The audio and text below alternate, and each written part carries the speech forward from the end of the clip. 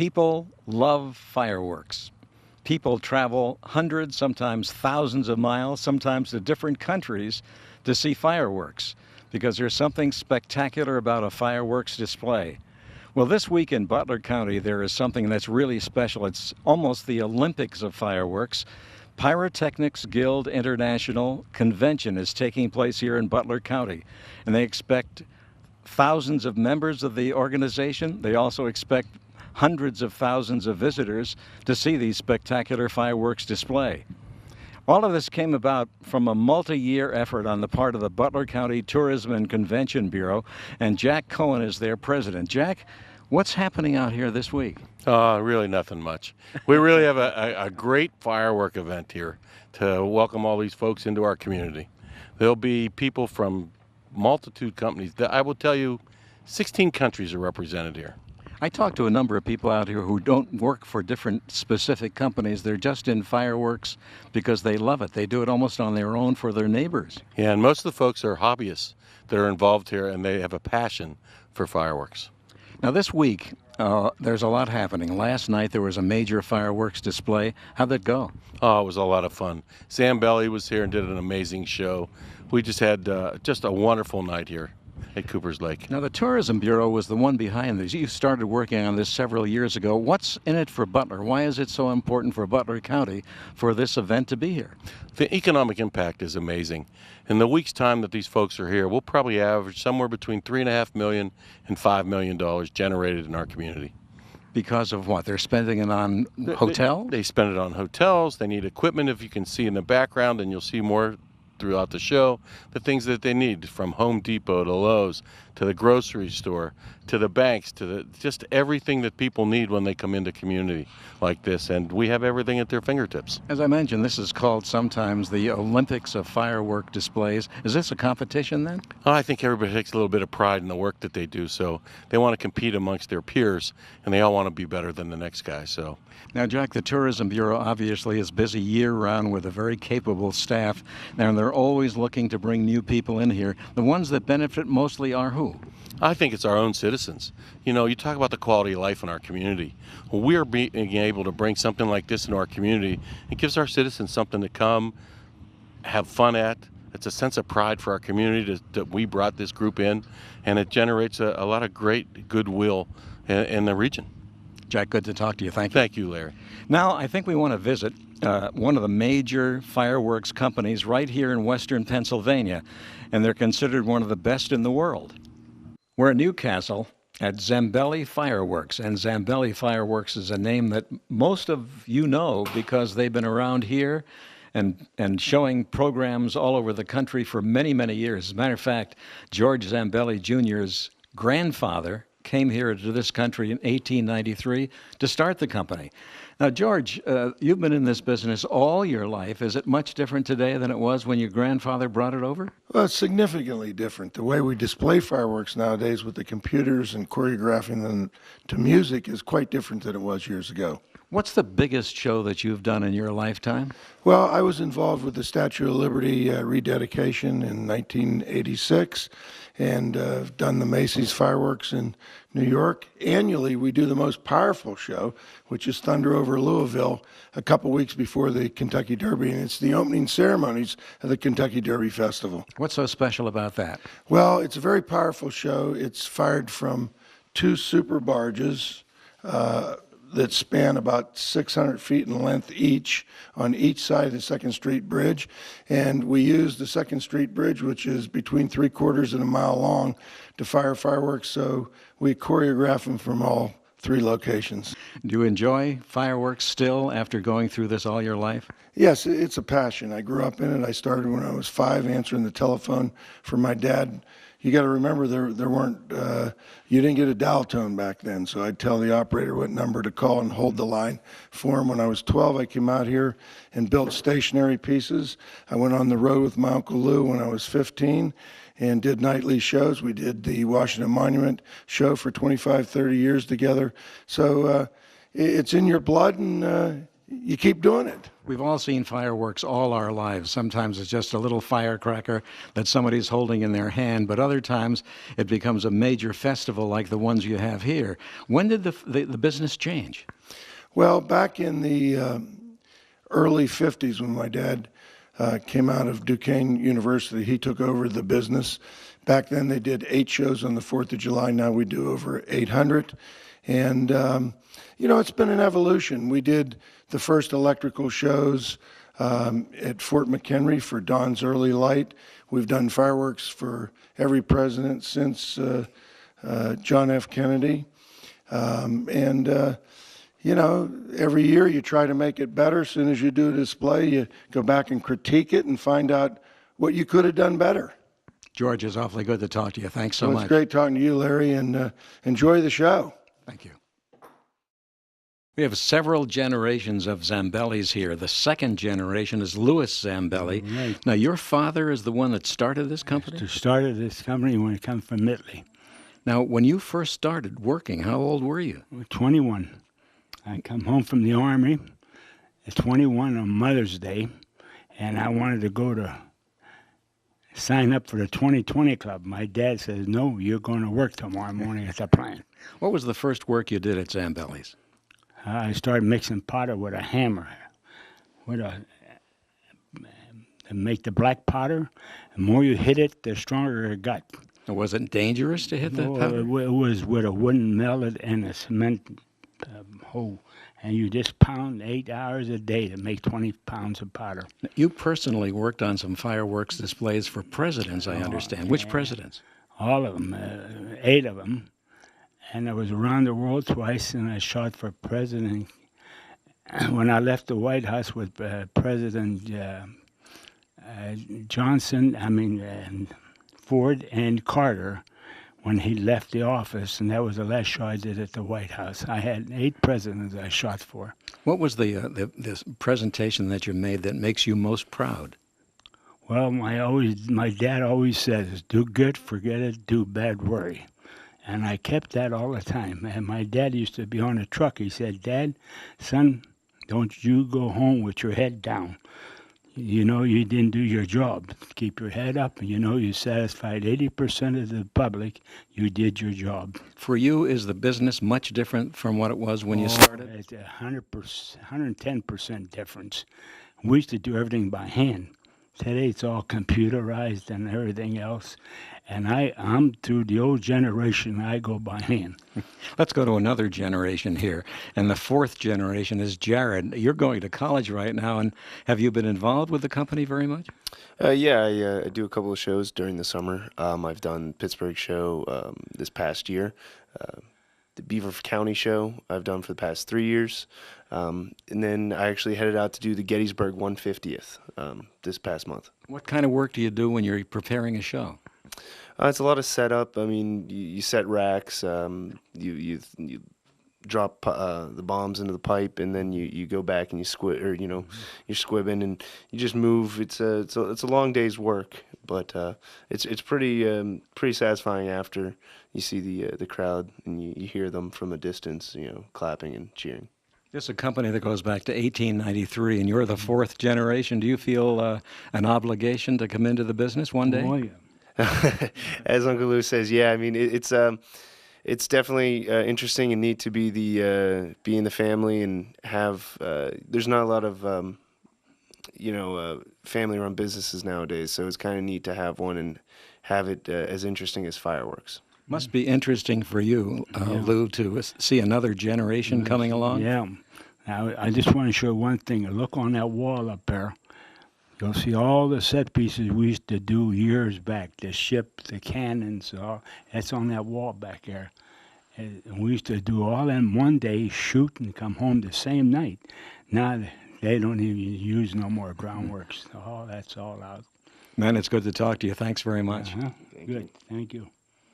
Look for Armstrong local programming to feature our community like no one else.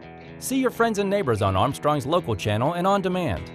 Find program listings online and with TV Guide's on-screen menu. Western Pennsylvania is featured with great shows like Faces and Places, Veterans Connection, and Story Time.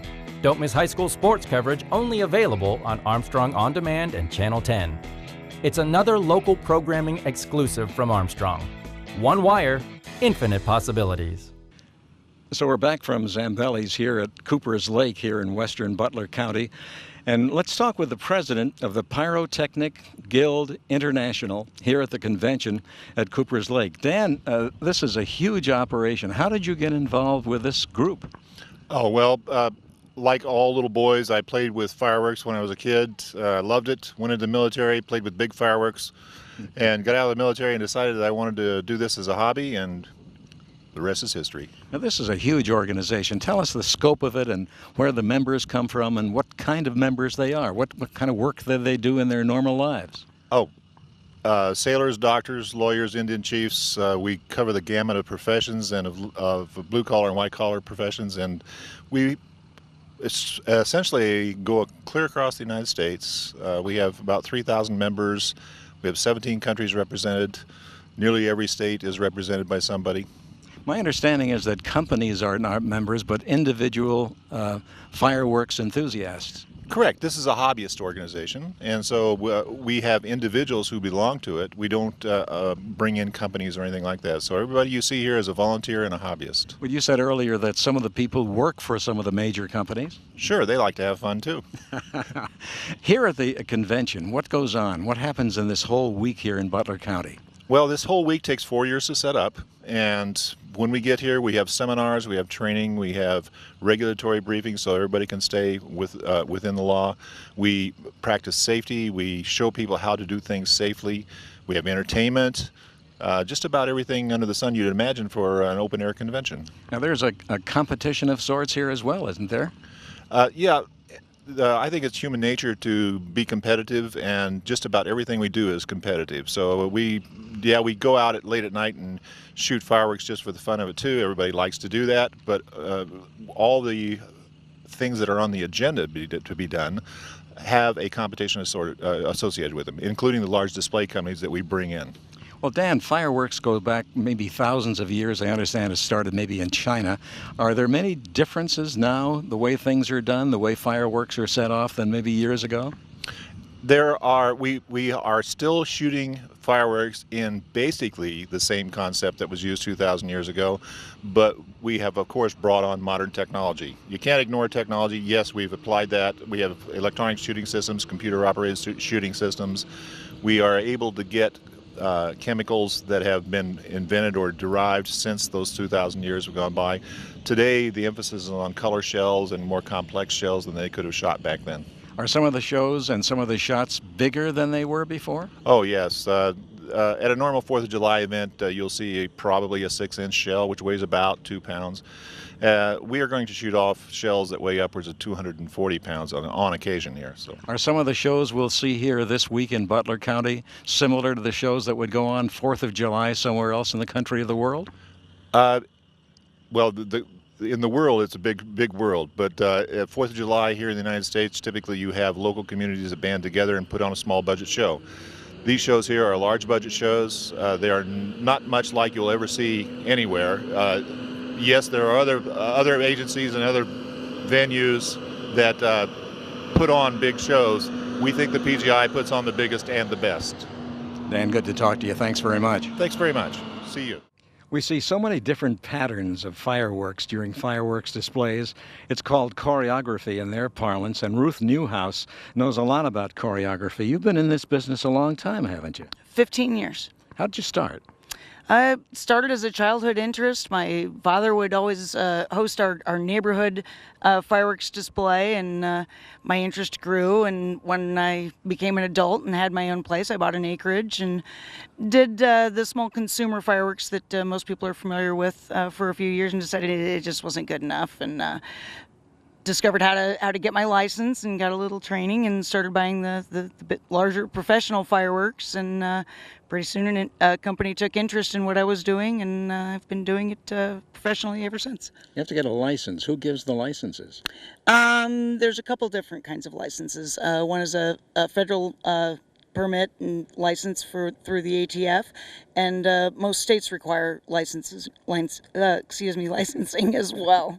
Let's talk about the choreography. How do you set up a design if you want a certain outcome? You want to set up a pattern, let's say like an American flag. How do you start? Well, the ones on the ground, you start with a frame and an outline like you do any kind of sculpture. And instead of adding in paint or watercolor, we add fireworks. We add lamps and fuse it together so it times just perfectly so it all lights at the same time. So we see some spectacular designs up in the sky, though. These are not on the ground. How do you do that? That occurs when you're actually building the shell. Many of them are purchased overseas through China, but we also have some American companies that are very talented, and they place the stars in the shell in the shape that they want them to appear in the sky, and then they spread and light, and you see what you see. Imagination's a wonderful thing, and you can foresee exactly what you'd like to have because you're planning for it. Sometimes does it not work out quite as well? Oh, absolutely, absolutely. Like with anything else, it doesn't always go perfectly as planned. And usually the only people who know is the choreographer and the show designer, and the public is none the aware. How many different people are involved in a big show? A show like we do here at PGI, we could see crews that have 50 or 60 people working on the show, sometimes all week long for a 20, 30, 40-minute show. And what do they all do? They wire shells, they drop them into the mortars, they construct the racks and set the racks in the places that they're going to go. And there's thousands and thousands, sometimes a million wires, sometimes miles of wire, and get all the connections made so that they can be hooked up to the computer and fire. What's the biggest show, the biggest production you've ever been involved with? A PGI production, actually, in 2005. And what was it like? It was stressful. The outcome was absolutely beautiful, but it's a fun but stressful process. Not only does everything have to be perfect to look right, but it also has to be done safely. Well, you're a professional, and you're in this business for 15 years now. You kind of know what you're doing, or maybe you completely know what you're doing. Sometimes it doesn't work out that well. How do you get back to something and try to maybe recreate what maybe you did wrong, and so it doesn't happen again? Well, we trace our steps, and a lot of it comes down to education, learning the physics behind how fireworks work, and reconstructing it. If something's gone wrong, we analyze it very deeply. Interesting. Thanks very much. Good to talk to you. Certainly. Good to talk to you, Larry. We think of gunpowder, we think of rockets, we think of bomb shells, we think of safety. Let's talk with Jimmy Beardmore. He is involved with safety. In fact, he's the chairman for safety for PGI. Yes, sir. Lots of precautions have to be taken. Where do you start? How do you know what's right and what will not work? The first thing when you're dealing with fireworks or any energetic material for that matter, rule number one, distance is your friend. So what we do is we set up a zero line where the audience is allowed to go no further, and then we start working back from there, and the larger devices go farther away. That's the first thing we do. And then after that, we make sure, our safety team makes sure that when they're setting up the mortars to fire the shells from, that they're properly set up and stabilized. There's good separation between them, so if something does go wrong, it doesn't affect the audience, and most likely will not affect the rest of the show either. Now that's during the show itself. You're protecting the audience. That's one of the major points. But what about preparing the show and putting the shells together and assembling everything? Isn't there a danger there as well? There is always risk with what we do. When you're dealing with any type of energetic material, fireworks or other explosives, there's always the risk. What we do is to manage the risk as well as possible. The commercial shells that the companies use have all been approved by DOT for shipping and storage, and there's certain tests they go through for that, for thermal stability, shock stability, stuff like that. So you're dealing with an inherently safe product to begin with. It's designed to accelerate from basically 0 to 300 miles an hour in the span of about 3 feet coming out of the mortar. So obviously something like that, if you drop it, it's not the best thing in the world, but you're not likely to set it off either. So the materials themselves are safe when handled properly. Where do you get these materials, and how do you know when they get to you that they're manufactured safely and shipped safely? Well, a large quantity of them come from China, and then they're tested over there before they're allowed to be transported to the United States. And whenever you have a new batch come in, it's best to take a sampling of shells out, go out to your wherever you have a range and test them out. But by and large, there are a certain number of very reputable manufacturers that, once you find somebody you like and you trust, you just deal with them. And that way, if there are any issues, not very often. Quality control over in China has gotten very good over the last few years. In fact, several American manufacturing companies have moved their manufacturing plant there and have their people doing quality control. I can understand major companies, major fireworks companies in this country take every precaution because they're big, they understand the problems, and they're more scientific about it. But what about some of your members at PGI who are just small beginners? How do they learn how to do it right? Well, most of the smaller companies, they start off working for the larger companies, and then they decide that they would like to branch off and do it on their own. And a lot of times the big companies are the large boat going through the water, and the small companies just kind of follow in the wake. And if they know that when they worked for, say, Pyrotechnico or Zambelli, and they ordered from these large people, they'll probably go back and order from the same people because, like you said, they don't have the time or the money to do their own research themselves. Jimmy, how did you get started? I got started when my younger brother was shooting shows with a guy he's in the fire department with, and started off doing 4th of July type shows like that, and that branched into doing what they call proximate effects or stage effects for concerts and sporting events and things like that. And about 1996, ended up doing Michael Jackson's tour, and then followed through several bands for that. So I do a mix of aerial shows and stage and concerts and sporting events. Jimmy, good to talk to you. Thanks very much. Oh, my pleasure. Thank you. Dave Moore is the safety chairman of PGI, and he's involved with rockets a great deal. And now, Dave, we hear about Atlas rockets and we hear about some of these big rockets. Are these in any way like them? Oh, absolutely. Most of the booster rockets that have been built over the years, these are solid fuel rocket motors. The shuttle boosters are a solid fuel rocket motor, and the propellant and the oxidizer in a propellant is ammonium perchlorate, which is what we use on some of the rockets right here on the range, Larry. How big are some of the rockets here? Typically here we build things from 3/4 inch inner diameter casings to 1.5 inches.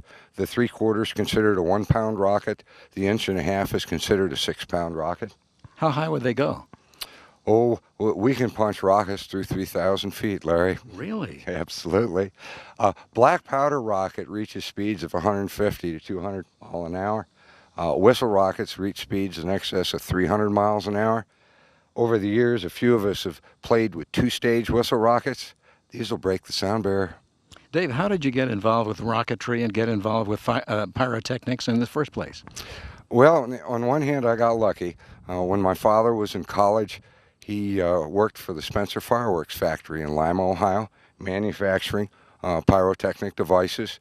And then I got luckier even.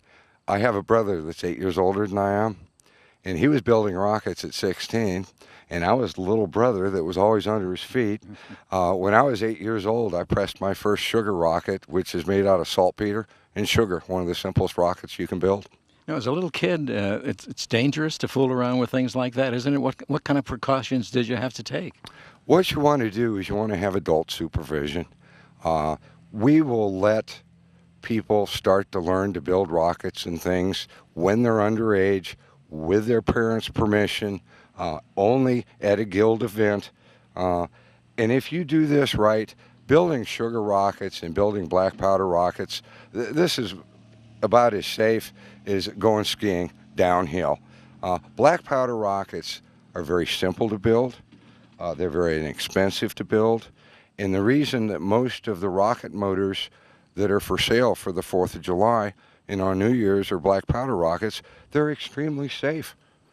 Dave, this is the international convention here at Cooper's Lake in Butler County. What do you think of what's been going on so far? Oh, I love this shoot site.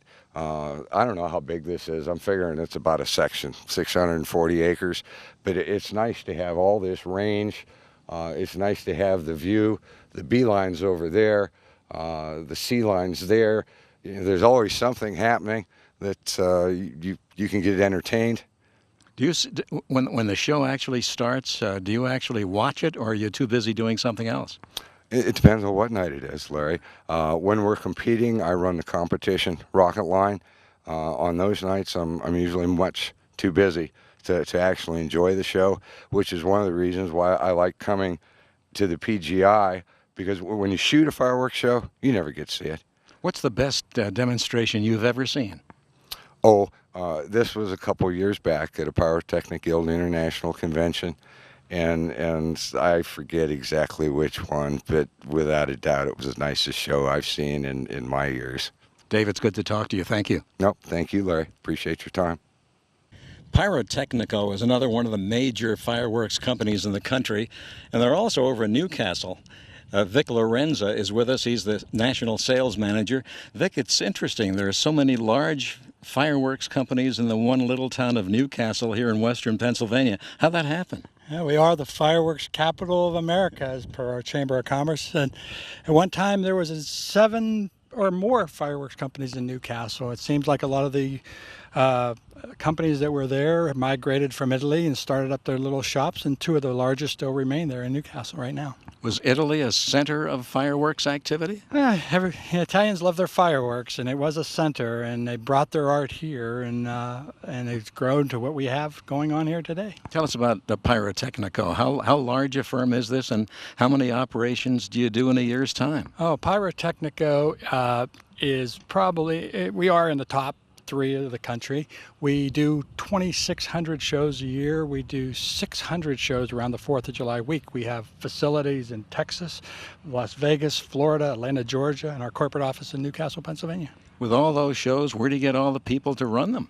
Places like this. We love to find people that are passionate for their fireworks, and this is a great place to recruit some people. A lot of our guys are involved in the PGI here, and we have a training program that we put our guys through that for safety and so forth, and we just recruit as many people as we can. We can't do it without the technicians that are here. What are some of the largest shows you've ever done? Oh, we've done some really, really large shows. We won the International Fireworks Competition in Montreal. We were the Gold Jupiter Award winner in Montreal. That was a large undertaking. We have a show that we tour with now called Rock Loves, and it was a great show. We love doing competitions around the world, and we do a lot of large fireworks shows all over the United States. And small ones as well. How small an operation can you run? After all, you're so big and used to doing mammoth shows. Do you do very many small ones? Well, we do quite a few small ones. We, especially around our local area there, every high school has fireworks for their little high school game, and we hate to say no to anybody because fireworks brings out the kid in all of us. So we've had requests for very, very tiny shows, and we try to accommodate up until the biggest shows you could think of. When you do a huge show, one of the really a big award-winning shows, how long does it take you to prepare for it and to figure out the choreography, the design of that show? That takes a long time. For that particular show, for Rock Loves at Montreal, we were buying shells a year and in advance. We were having people make shells for us. The actual choreography, our chief creative person, Rocco Vitale, spent months. I couldn't even tell you right off the top of my head how long it took to choreograph that show to the second. And when it was done, he went back and redid it. So it was in excess of 2 to 3 months. I know these shows are really intricate. There's a lot that goes into it. A lot of electronics goes into it. There are computers involved. Do things go wrong sometimes? Things do go wrong at times, but we take every precaution. We do safety checks on all of our equipment. A lot of what we do is state-of-the-art stuff that's not even out there for the general public or other companies use. We use a lot of GPS technology. We use things that we have to have specialty people helping us, and we make sure that they check and double-check and triple-check everyone. Thanks very much. Good to talk to you. Thank you for having me. This is a major event here at Coopers Lake in western Butler County. It's the Pyrotechnic Guild International Convention. I'm Larry Berg. We'll see you next time on Faces and Places.